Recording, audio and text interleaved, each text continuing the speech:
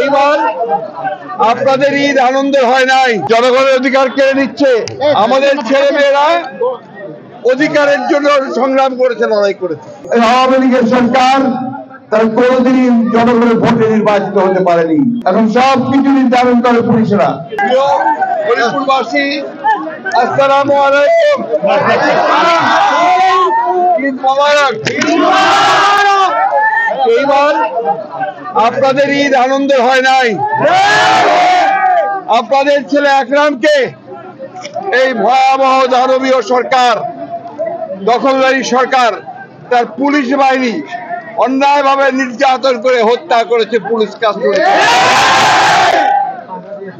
প্রিয় বন্ধুরা, মা বোনেরা, আমাদের ছেলে মেয়েরা অধিকারের জন্য সংগ্রাম করেছে, লড়াই করেছে। ভোটের অধিকার, ভাতের অধিকার, বেঁচে থাকার অধিকার।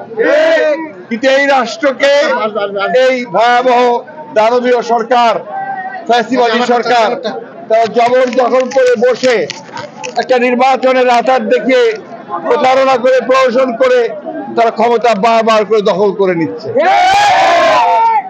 আমরা জনগণকে সঙ্গে নিয়ে তার বিরুদ্ধে দীর্ঘদিন ধরে আন্দোলন করছি, লড়াই করছি, সংগ্রাম করছি। বন্ধুগণ, এই আকরাম একটা তরুণ যুবক ছেলে, তার একটা মেয়ে আছে, একটা ছেলে আছে, তার মা আছে, বাবা আছে, একটা মাত্র সন্তান। তাকে যে কারণে তারা ধরে নিয়ে গেছে মিথ্যা কথা বলে, আসলে সেটা ছিল এই পুলিশ বাহিনীর, তাদের যে অত্যাচার নির্যাতন চরমে উঠেছে তারই একটা প্রমাণ। এই অত্যাচার নির্যাতন করে তারা দেশ শাসন করছে, জনগণের অধিকার কেড়ে নিচ্ছে, মানুষের অধিকার কেড়ে নিচ্ছে। তারা জনগণের অধিকার কেড়ে নিচ্ছে, দেশের অধিকার কেড়ে নিচ্ছে। আমাদের ছেলে আকরামকে অন্যায় ভাবে কাস্টডিতে, পুলিশ কাস্টডি মানে রাষ্ট্রের কাস্টডি, তাই না? রাষ্ট্রে তার দায়িত্ব নাই, কোনো মামলা ছিল না। কাস্টডিতে যখন একজন অসহায় নিরীহ মানুষকে হত্যা করা হয়, তখন সেই রাষ্ট্রের কি অবস্থা দাঁড়ায়? মানুষ কি ভাববে? মানুষ ভাবছে যে এখানে কোন আইনের শাসন নাই। থামো, এখানে যারা রক্ষক তারাই হয়ে গেছে এখন নির্যাতনকারী, তারাই ভক্ষক।